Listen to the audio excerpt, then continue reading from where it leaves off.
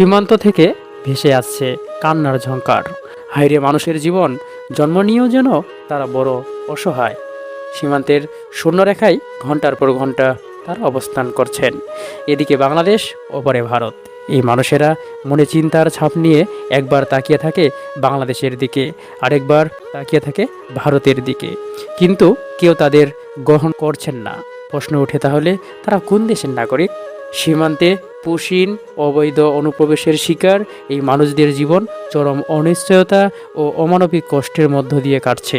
দুই দেশের সীমান্তরক্ষী বাহিনীর বিভিন্ন টানাপোড়েনে তারা মূলত মানবাধিকারবিহীন অবস্থায় দিন পার করছেন। পুরুষ, মহিলা ও ছোট্ট শিশুরা শূন্যরেখায় মানবেতর দিন কাটাচ্ছেন, কতই না দুঃখ ভরা মন নিয়ে। পুশিনের চেষ্টা ব্যর্থ হয়ে এই মানুষেরা সীমান্তের খোলা আকাশের নিচে কাঁটাতার মাঝে নোম্যান্স ল্যান্ডে অনাহারে দিন কাটাচ্ছেন। কেউ বৃষ্টিতে ভিজে থরথরে কাঁপতেছে, বুক ভরা কষ্ট নিয়ে। কেউ তীব্র রোদের মধ্য দিয়ে অনিরাপত্তায় দিন পার করছে। কোন দেশ তাদের নিবে এই পরিসমাপ্তি দেখার আশায়? নারী, শিশু ও বৃদ্ধদের চোখ থেকে অনবরত ঝরে পড়ছে জল।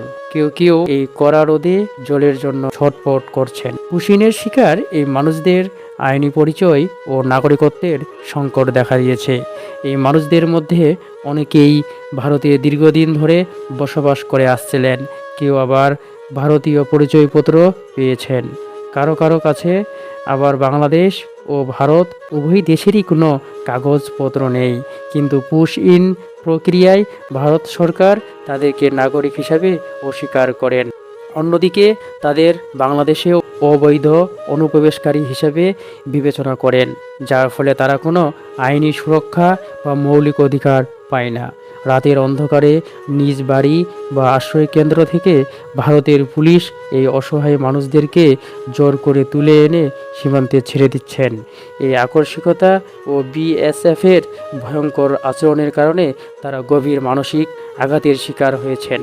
চিকিৎসা সেবা, নিরাপদ পানি ও স্যানিটেশনের অভাবে এই মানুষেরা মারাত্মকভাবে অসুস্থ হয়ে পড়েছেন।